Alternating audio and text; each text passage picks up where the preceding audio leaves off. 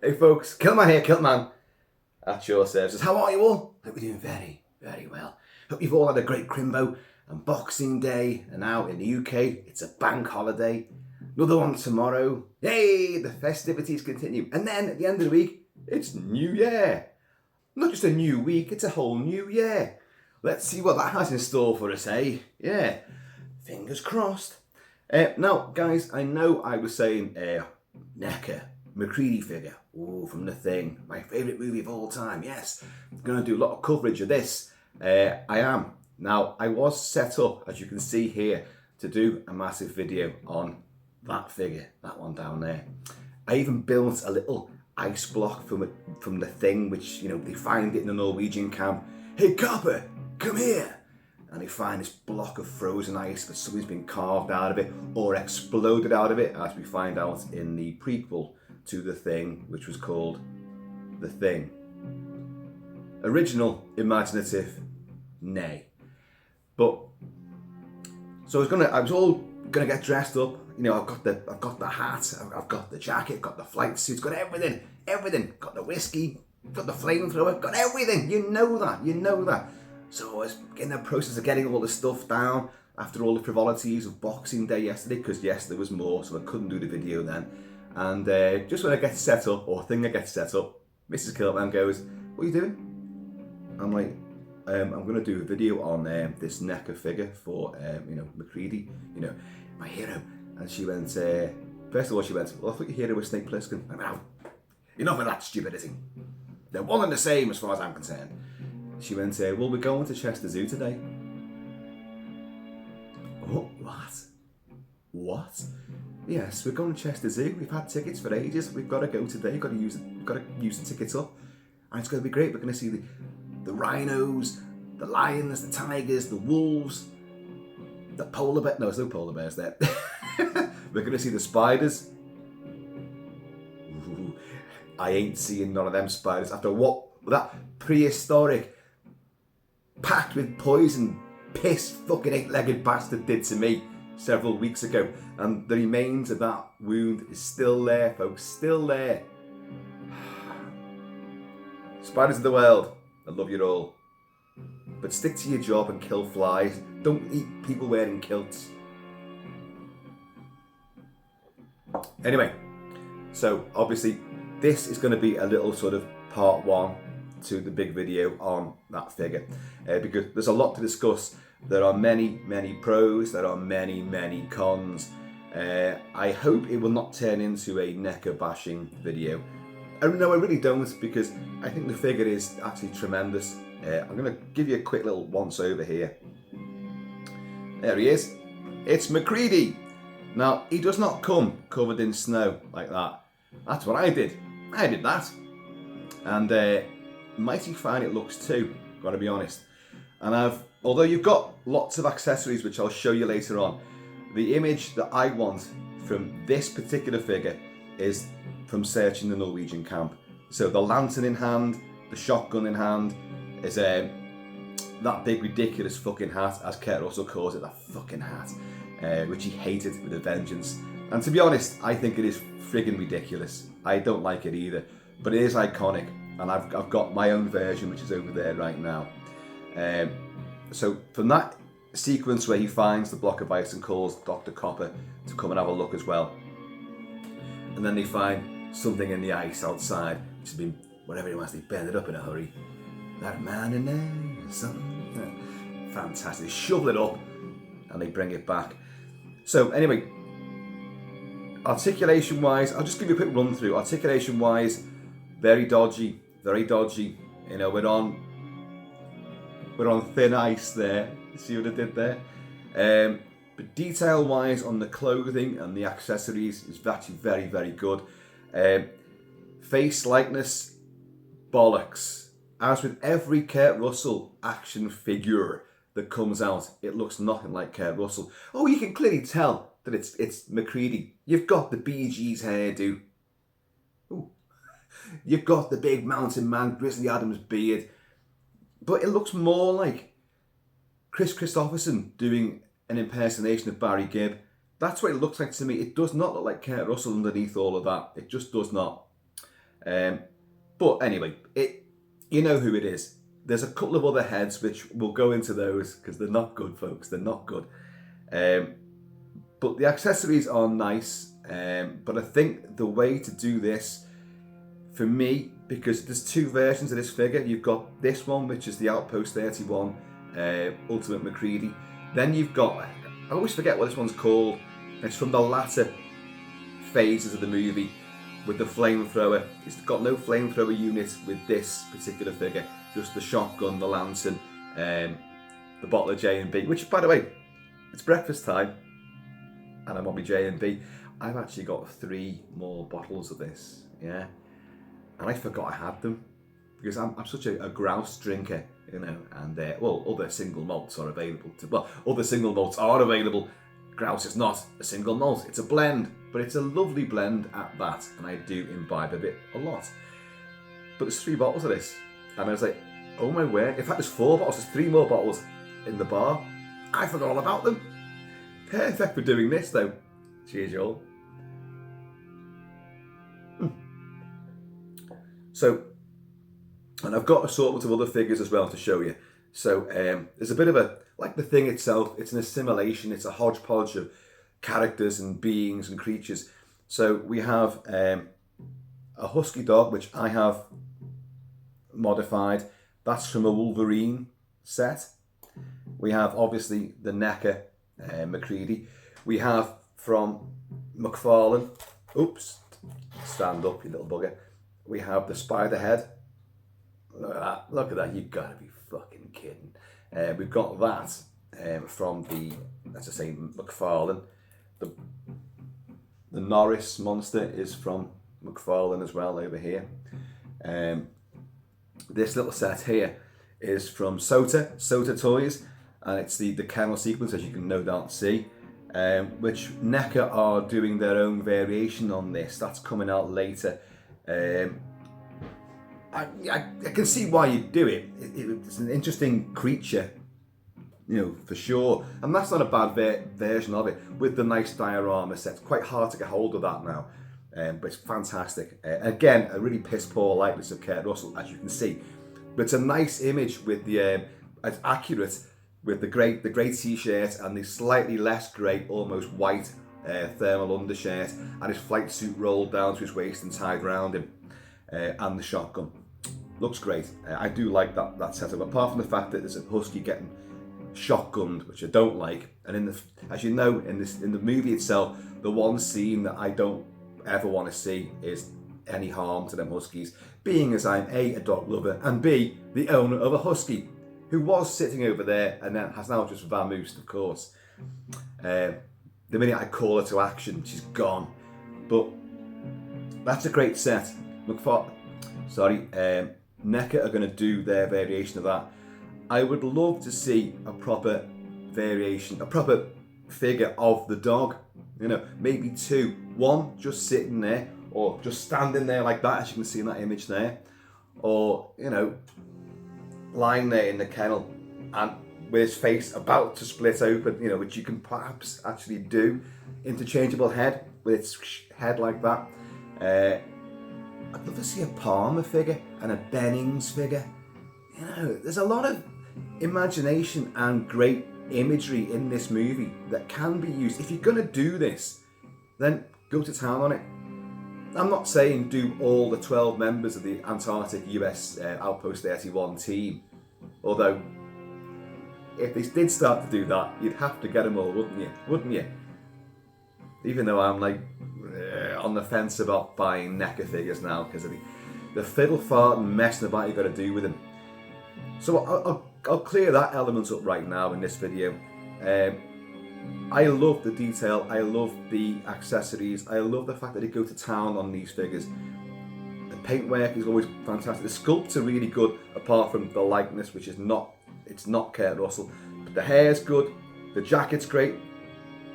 The boots are slightly wrong, I'll be honest. And there's other little foibles with the actual apparel that he's wearing, but you know, we'll come on to that later. But I love the fact that they do all this, but they're so friggin' fragile.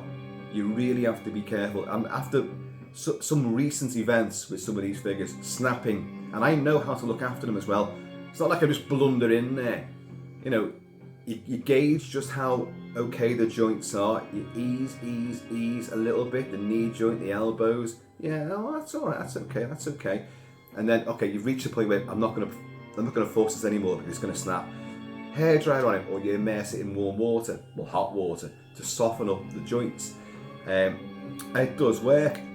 Only it didn't work for me on several other figures. I managed to snap the Freddy Krueger figure from Nightmare on Elm Street Part 2, Freddy's Revenge, on camera. I snapped the American Werewolf, Nightmare Demon Werewolf thing, which is over there at the moment. I managed to snap that leg clean off. After doing all the stuff with the water and the hairdryer, it still snapped. So you've got this horrible dilemma with NECA stuff, I find, if you're a collector, that you either, or you keep it in the box if you want, put it on display, you know, and the nice little window boxes, put them on display. I'll show you the box later. No, I'll show you it now. The one for this one is actually quite nice. You've got Drew Struzan's iconic poster imagery there. I'm trying to angle this so that the ring light doesn't ignite it. But, you know, I've said before, I'm not a fan of that image. I know, it's my favourite film of all time. And what am I doing with pick fault with it? I'm not. That image there, as iconic and as memorable as it is, it has no bearing on the film at all. That does not reflect what you see in the film. It's a nice surreal image, but it does not reflect what I see in the movie or what I take from the movie, ever. So, but I like, here's me plugging NECA again. You know, the seesaw, knocking them, backing them, knocking them, backing them. The packaging's fantastic. And although that ring light will play havoc, this is not lenticular, but it's not far off, because they've done this wonderful, almost kaleidoscopic collage of blues and silvers and a hint of purple in there as well. It looks really, really good. And you've got on that side of it, you have, I don't know if you can see it, the ring light's going to play havoc. There's Mac's helicopter there, flying across the Arctic waste, or it could be the Norwegian one. I think it's a Norwegian one. It's got Norge or something on the side, and that would tie in because on the other side you've got, and you probably won't be able to see this. You've got there's the Husky. There's Jed, the Malamute wolf dog hybrid that plays the dog, the thing at the start, running across the ice. On the back, you have several images of this figure with the big silly hat on, drinking his J&B, the hood on and the shotgun, and that top picture there, it's Barry Gibb making a guest appearance. You open it up, you have on this side a nice image, a nice atmospheric image of Kurt Russell, MACREADY, probably towards the end of the movie it kind of looks like. Although he's got the shotgun there, so that can't be right. But anyway, you know, generator's gone. Any way we can fix it? It's gone, MACREADY. And then you've got all the other bits and bobs which I haven't taken out as yet. The 2 extra heads, a bunch of hands. There's a bottle of J&B. There's a glass. I think the glass has got ice in it as well. I think. Can't quite tell from that. What else? I took everything else out, I think. Actually, it's kind of cute that I made, you know, the ice block which a creature came out of. And when you think about it, the figures themselves sit in little ice blocks. So if you wanted to, you could probably fashion your own ice block out of the moulded plastic that's in there and sort of paint it up, dress it as it were, like snow and ice. But so we'll discuss all that later on. But what I will do now is I took the liberty of covering this guy with snow and ice, give him that frosted look, and I think it looks really, really good. When I do cosplay as MACREADY with all the gear on, that's exactly how I look. Only slightly tall, not much taller, because I'm only a short ass too, you know. And what you do, flour, talcum powder, just sprinkle it on, looks amazing. And then to keep it on, hairspray it. Now the hairspray on some materials will then just drop, moisten it so it disappears. So what you do then, very quickly, put some more on and it sticks. Looks great, looks wonderful. And that's all I did with him. The exact same thing, although he's plastic obviously, but it looks really good. I don't know if you can see his face, that ring light's going to play havoc. I'll try and get that sorted later on. But there he is anyway. I will discuss more about the way he looks, but for the time being, let's get rid of that. And there's the block of ice. Now, if you look in the movie, that's just glowing completely white. It's like a block of alien, alien heroin. You can't see that at all, any detail, can you? Ah, that's terrible. I've actually carved into that to make it look like it's been a chunk of ice carved out of the frozen, plateau. You can't see that at all. That's just nothing but white. I'm holding in my hand a block of the purest white ever. What a bummer. I'll try and get the lighting sorted out for the next video so you can see that a bit better. But it's just a block of polystyrene carved into. Now in the film, if you look in the movie, it always strikes me as looking very odd because it's very, very straight. It's very smooth. You have vertical lines going down each side of it and down the inside of it as well. And there's a blue sheen to it. And I'm going to work on that. If I get time after coming back from the zoo, you can come too. I'm going to try maybe colour that a bit more. I don't know. I might try to get that little sort of blue sheen to it. But anyway, so it has the sort of blue icy sheen. And then when you think, well, why does it look so square, rectangular, square, rectangular? Come on, Kilt-Man, get your geometrics correct. It's very angular with corners and it's very straight. Which looks, how could you dig down into ice and then get underneath to lift it out? It's always been a problem of mine, that. And even going back to Christian Nyby, Howard Hawks' 1951 original take on the John W. Campbell novella Who Goes There, which is The Thing from Another World, of course, in 1951. They find the Thing, James Arness, huge, hulking under the ice, and then with pickaxes they dig around him and then lift it up, and that's all very corrugated, and it's an intricate sort of ice cage that they've got him in, and they bring him back to the Arctic because it's in the North Pole in that movie, not the Antarctic, the South Pole, for John Carpenter's movie. But either way, the dilemma's still the same: hacking down into the ice and then lifting this thing out. How do you do it? How? You've got to get down there to get underneath, to chip away. You need a team of dwarfs with pickaxes, like hi-ho, and then underneath, and then hoisting it up. It's not an easy task to do. So in Carpenter's movie, it's very, very straight, very, very, very linear, very smooth. And I thought, well, it wouldn't look like that. But then again, maybe it would look like that because it's ice. The very activity of chipping into it and digging into it has melted some, and then it's going to freeze, so it's going to smooth over again. It will be a smooth sort of surface to it, which is not what I did there, and not what you can see on this, because it's just a complete whiteout. You're going snowblind on this video. See, I don't skimp on atmospherics. You're going snowblind just looking at that. Snow glare. Oh, we are. You see that then? Oh, get the angle right, Kilt-Man. Look at that. See? Yeah, and on the inside. Yeah. You've also got to think about the dimensions of that. When you look in the movie, as I did, it's not that much bigger than MacReady stood beside it like this. Hey, Copper, come here. And you get like Richard Dysart as Dr. Copper comes in. And I love the way that he stumbles as well, because this thing sort of, the ice has formed a little sort of a ledge for it to sit on, sort of a lectern for it to sit on. And as he walks up to it, like, he does slip a bit, which is, I think, great.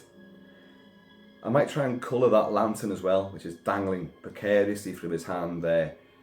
I'll talk about that lantern later.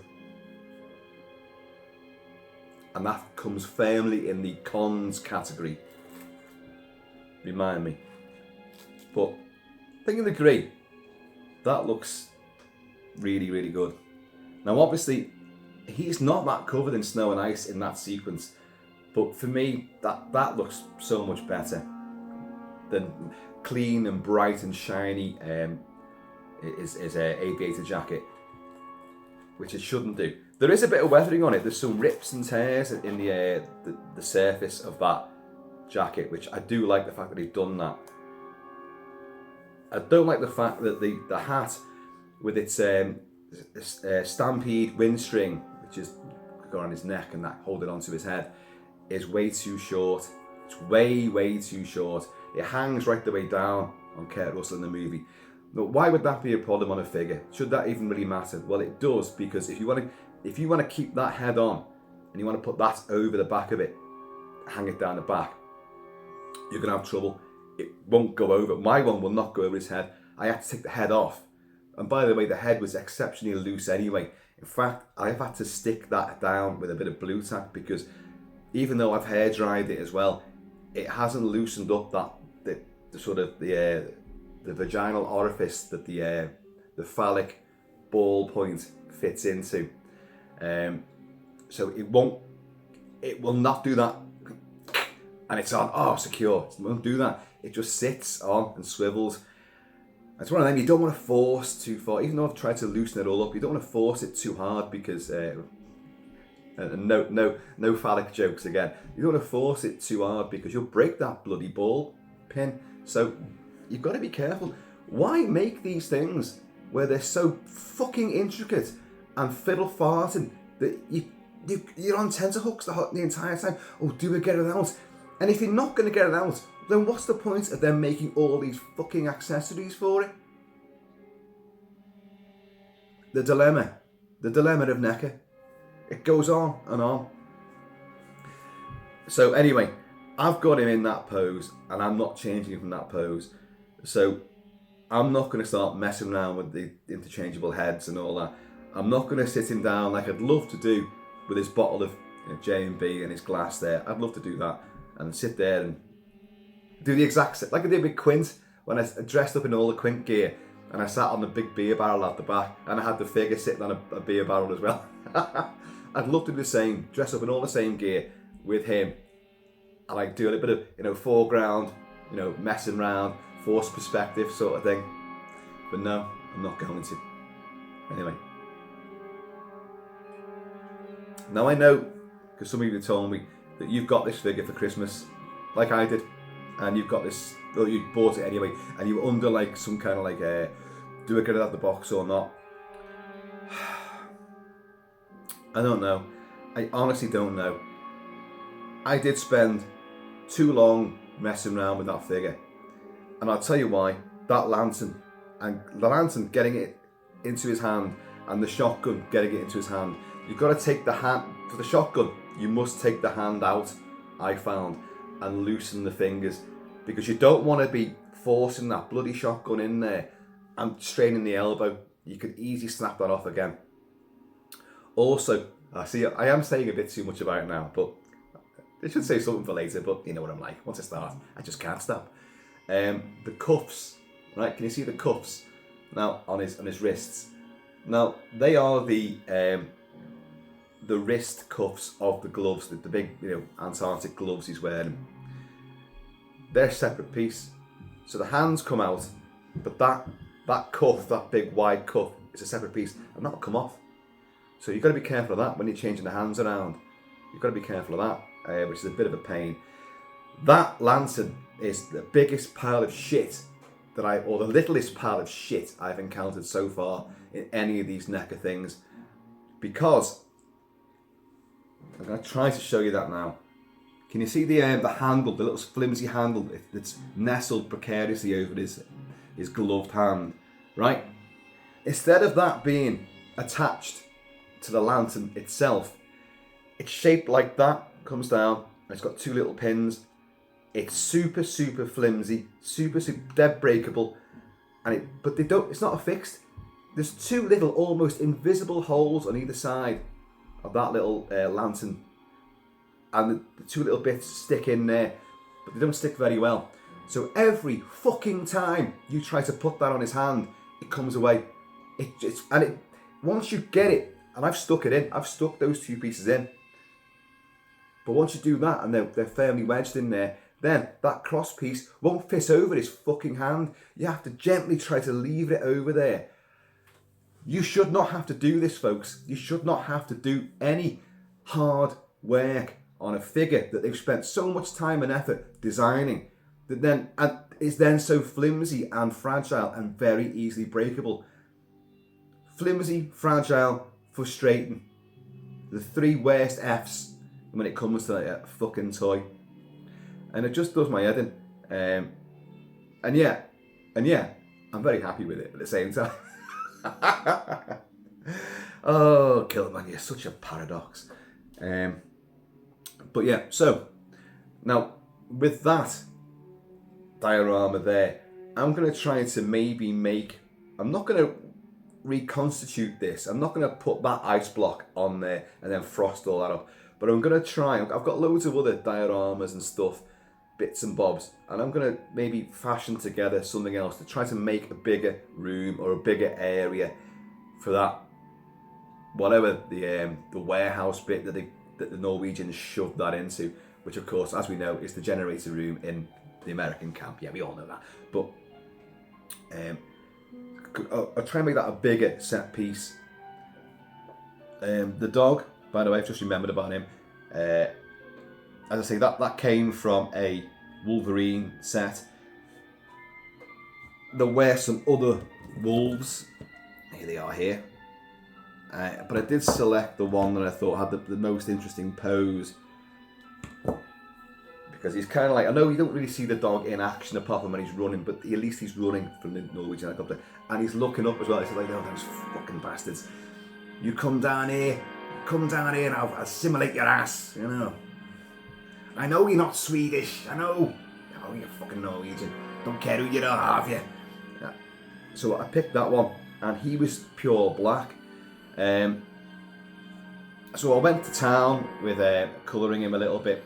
So he's not that convincing, but I can still work on that. But the face, I think, is lovely and frosted. But he is, I've put too much white on the face, but I can work with that. My daughter claimed that I was being racist by doing that. And I thought she was joking, she was actually serious. Because that was black to begin with, you've made it white. Well, if it was black anyway and running through the snow and ice, it would be a fair bit of white on it, wouldn't there? I'm just trying to make it look, it's a piece of plastic. I'm trying to make it look like the dog from The Thing. Him? How hard can that be? How controversial can that be? Can't win, can't win. Cheers, folks. Right, anyway, that's part one of this irreverent sort of look at Neca's Ultimate MACREADY figure. Although I say I don't intend to buy any more of these figures myself, but if more do come my way, then I will happily, try to enjoy them. But me saying that, I do kind of want to get the other MACREADY to do a different look, with the flamethrower on. He's got, the petri dish of Palmer. By the way, they're great props. If you do cosplay as this guy, which I do and have done several times, get yourself a little petri dish, put the name Palmer on it, get yourself some copper wire, make sure it's got a red plastic on it, strip that away, you've got that. I've got a great flamethrower mock-up unit as well, and with all the other gear and the snow and ice on you, it looks great. Dynamite, just toy dynamite, it's plastic dynamite, plastic explosives. Strap them to you, bottle of J&B, you're away, you're sorted. But the little petri dish is what, and there's blood you can get, there's congealed blood. There's a little, that little stick on, you ever seen it? It looks good actually. It's like sort of like a spider in blobby red blood, and you stick it on put it on a window or a fridge or whatever. It looks like a blood splat. That's pretty good in there actually, but I found actually pouring in this congealed blood, which does coagulate, but it runs as well a little bit. It looks great. And I spent ages trying to rig up a way of making that explode, you know. I was thinking, how would you do it? Would you put like, I don't know, what would you put, springs on that? How was that going to work? Or just throw it? In the end, that was the best way of doing it. So you'd have people gathered around you at Comic-Con and you'd go, you know, I know I'm human. But blood from one of you things won't obey when it's attacked. It'll try to survive. Crawl away from a hot needle, say. Palmer now. Then you go like that, and they'll all be waiting for it, and then you go, hey! Get out. Timing, folks, is everything. Timing. Anyway, so there's a little whip crack, car crash of a review of this NECA figure, but it's only part one. We'll go on to more of it, and I'll get the other bits and bobs out later, and we'll have a look at the some of these things in a bit more detail. So, folks, in the meantime, and this ever festive and soon to be filled with fair at the zoo time, please keep it Celtic, keep it Celtic. Be happy, be safe, and just enjoy what you're doing. And I'm going to see you all.